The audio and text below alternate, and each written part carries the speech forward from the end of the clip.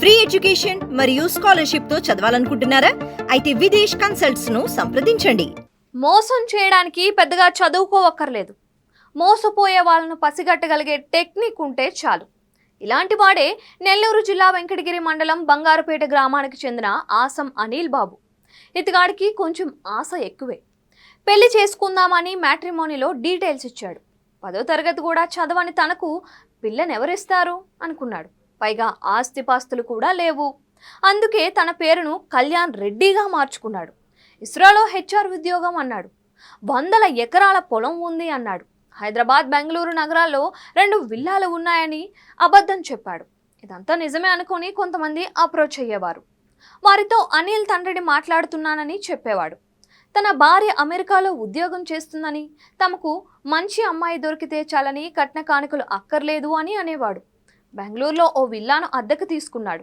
డబ్బున్న వాడిలాగా బిల్డప్ ఇచ్చేవాడు. బౌన్సర్లు, బంధువులను కూడా అద్దెకే తెచ్చుకునేవాడు.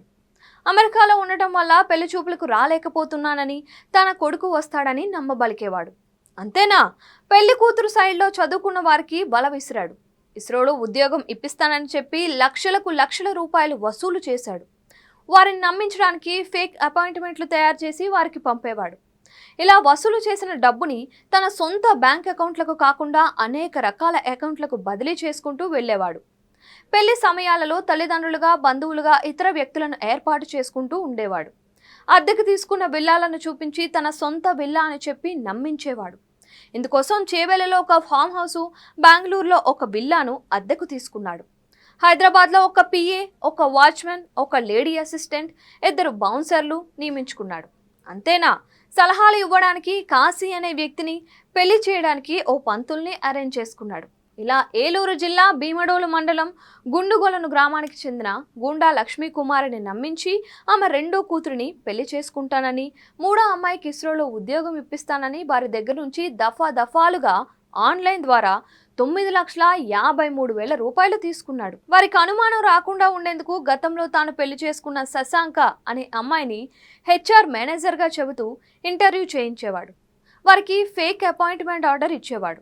తాము మోసపోయామని తెలుసుకున్న బాధితులు భీమడోలు పోలీస్ స్టేషన్లో 2023లో కేసు పెట్టారు. అప్పటి నుంచి ఫోకస్ పెట్టిన పోలీసులు నిందితుడు చేస్తున్న మోసాలను వెలుగులోకి తీసుకొచ్చారు. మ్యాట్రిమోనీలో ఫేక్ ప్రొఫైల్ చూసి ఆడపిల్లల కుటుంబ సభ్యులు మోసపోవద్దని పోలీసులు సూచిస్తున్నారు. అనిల్ బాబు అలియాస్ కళ్యాణ్ రెడ్డితో పాటు తుంగ శశాంక, డ్రైవర్ పల్లె హేమంత్ రెడ్డిలను కూడా అరెస్ట్ చేశారు.